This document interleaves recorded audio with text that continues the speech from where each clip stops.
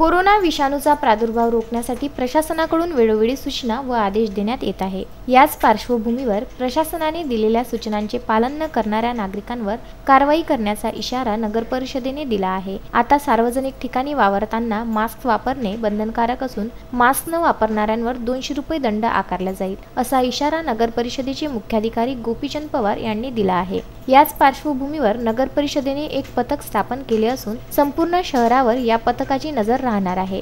Social डिस्टन्सिंगचे नियम मोडणाऱ्या तिघांवर कारवाई करत हे नियम नगर परिषदेने अंमलात आणले आहे। शहरातील जीवनावश्यक सेवा सुरू असल्या तरी सर्व सार्वजनिक ठिकाणी कामाच्या ठिकाणी मास्क वापरणे अनिवार्य राहील।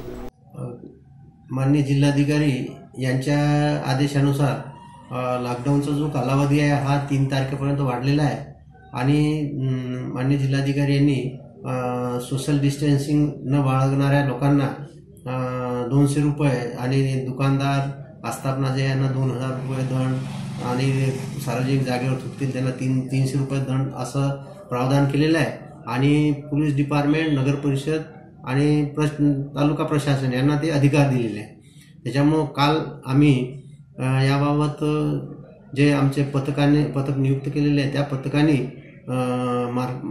बाजारामध्ये फिरून आणि गावामध्ये फिरून 3 लोकांवर कारवाई केलेली आहे ज्यांनी सोशल डिस्टन्सिंगचं पालन केलेलं नाही।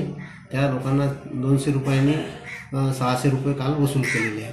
आणि माझं सगळ्या जनतेला आव्हान आहे की 3 मेपर्यंत सर्व लोकांनी कमीत कमी 1 मीटरचं अंतर राखावं आणि तोंडाला मास्क बांधूनच फिरावं किंवा जे काही आपल्याला अत्यावश्यक सेवेकरिता जे काही लागतात घरगुती सामान ते सुद्धा घेताना मास्क लावूनच बाहेर निघावं, मास्क लावूनच आपले कामकाज पुढे सुरू करावे अशी मी सगळ्या नागरिकांना, बाळापूर शहरातील नागरिकांना विनंती करतो। उमेश जामोदे, विदर्भ न्यूज, बाळापूर।